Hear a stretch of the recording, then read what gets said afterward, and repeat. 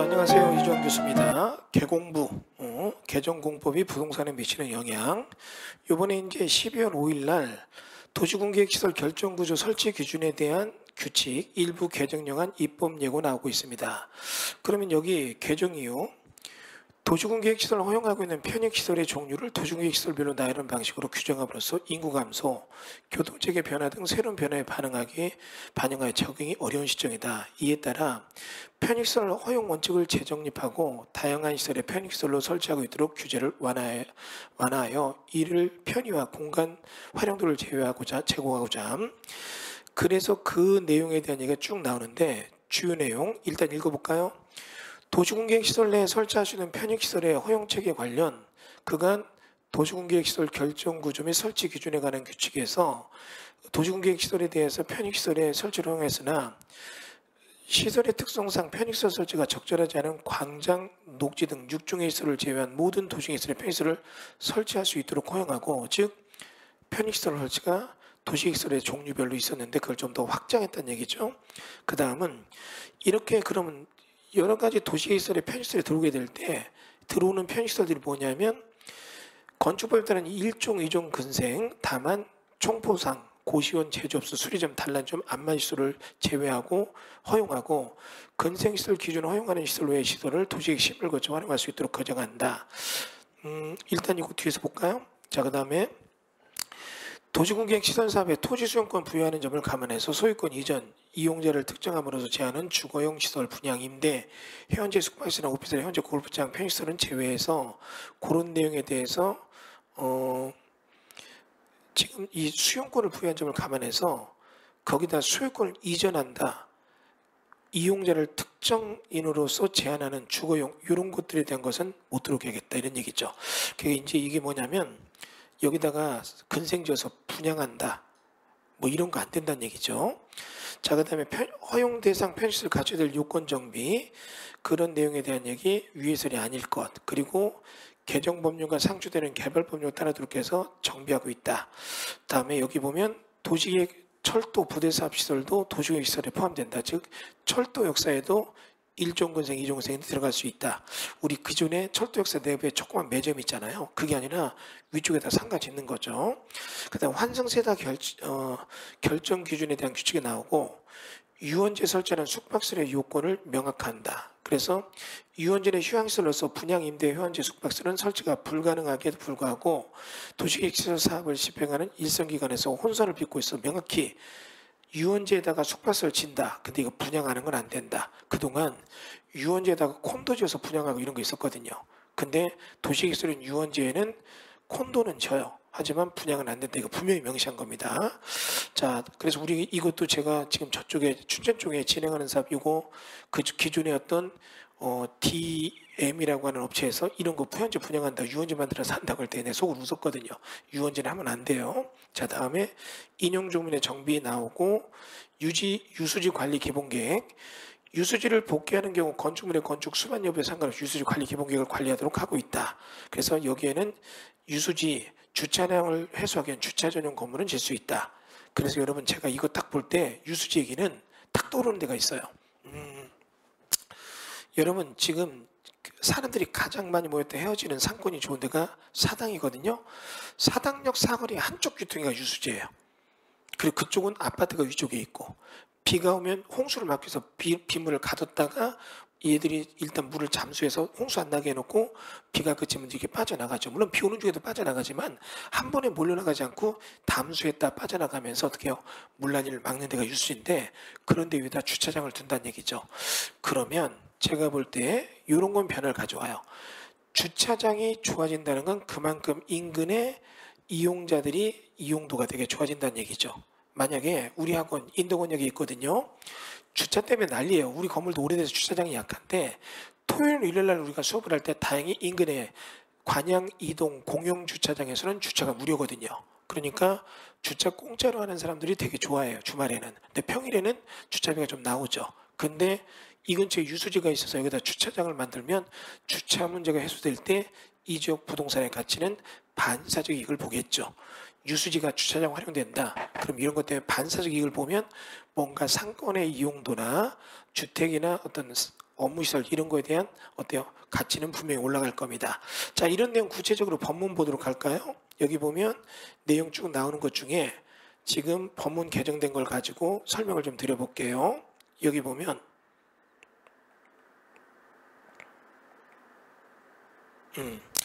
지금 이런 식으로 국회법 시설 규칙에 대해 도시계획시설 규칙이 나오는데 이런 얘기, 부대시설 편익시설에 대한 얘기 나오는데 편익시설이 도시공개시설의 이용자 편익증리가 이용할 수 있는 설치하는 시설이라고 돼 있어서 애매모호가 있는데 그러면 이런 도시계획시설이라는 게 뭐냐면 분명히 이제 확장되는 거죠. 대관획을 분명히 정한 거죠.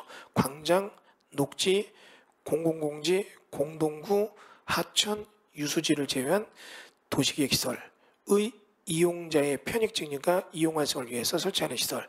그러니까 이런 것들을 제외한 도시공개시설 그리고 거기에 설치하는 다음 강목의 시설 나오게 되는데 그러면 이런 데에 설치하는 이 공원, 광장, 공공구, 하천, 유수지 이런 데를 제외한 도시계획시설이니까 이런 데는 편익시설이 들어간 문제가 돼요. 그럼 기존에 이런 데는 전혀 안 된 데가 아니라 기존에 있던 공원이나 광장에 조그만 컨테이너 박스 같이 되는 편익시설 그런 정도는 되는 거죠. 근데 이제 그보다 더 높게 올라가는 그런 그런 시설이 들어가는 건 이제 나머지 도시계획시설들이죠. 나머지 도시계획시설들은 뭐가 들어가느냐? 지금 총법함에서 고시원, 제조업소, 수리소, 단란전, 자매소를 제외한 그런 시설들이 들어간다는 얘기고 건축법시행 별표 1에 대한 얘기에 근생시설에서 이런 걸 빼고 나머지가 들어가니까 근생시설이 좀 더 넓게 많이 들어가는 거죠.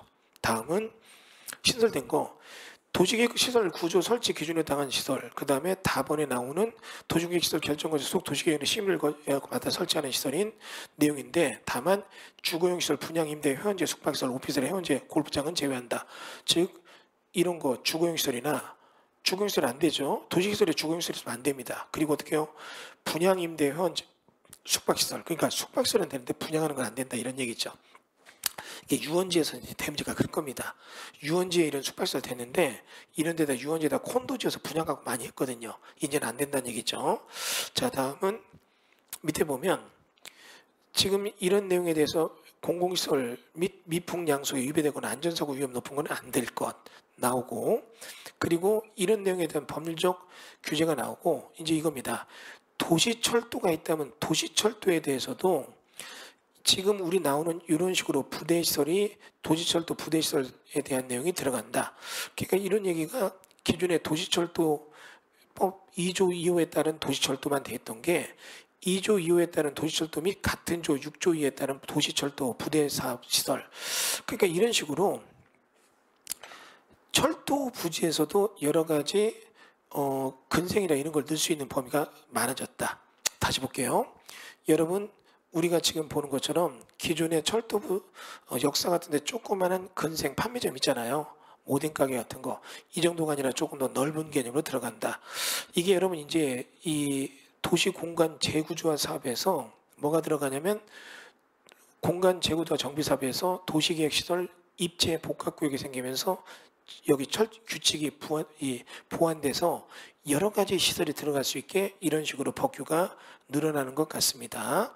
자, 그 다음에 여기 보면 차고지 및 복합환승센터 여기 이 얘기 자동차 정류장에서도 다음과 같다 해서 여기가 확장돼서 정확한 내용을 복합환승센터 및 환승센터 이것도 들어갔죠. 그게 무슨 얘기냐면 복합환승센터랑 환승센터가 달라요. 복합은 뭡니까? 터미널과 역이 연결된 거. 근데 환승센터는 어떻게 해요? 그냥 기존의 교통체계가 환승되는 거. 이런 데서도 이렇게 들어갈 수 있다는 얘기죠. 자, 그 다음은 그래서 이렇게 복합 환승센터가 아닌 일반 환승센터에서도 이런 혼합시설 들어가는 게 확장됐다. 내용이 나오고 그리고 나머지 뭐 심의 얘기 나오는데 이런 거보단 중요한 게 휴게소, 놀이동산, 낚시터, 숙박시설 근데 분양, 임대, 회원시설은 제외한다. 여기 들어갔어요. 그러니까 이게 유원지 같은 데에서 회원제 콘도 이런 게 많이 지어졌지만 이제 안 되는 겁니다. 다음은 밑으로 가서 뭐 유통업무시설에 대한 규정 나오는데 이런 얘기는 뭐 특별히 너무 깊게 들어갈 필요는 없을 것 같아서 간단히 스킵해서 넘어가도록 하겠습니다. 자, 그래서 이번에 개공부 공간 재구도화 사업 때문에 도시계획설 입체 복합구역 때문에 요거에 대한 시설 규칙이 보완되는 게 들어가서 도시계획설주에 여러 가지 근생들이 들어올 수 있다. 근데 이제 이런 게 들어오게 될 때 내부적으로 들어가는데 조금 회원 분양제로 가는 건 안 된다. 숙박시설 안 되는 게 들어갔고, 그 다음에 아까도 했지만 유수지에 주차장 들어가는 것들 굉장히 창의적인 아이디어가 들어가는 거죠. 자, 그래서 이런 얘기 여러분이 조금 뒤에는 읽어보시면 되는데 너무 깊게 들어가진 않고 이 정도만 말씀드리겠습니다. 자, 이 내용 강의 마치겠습니다. 감사합니다.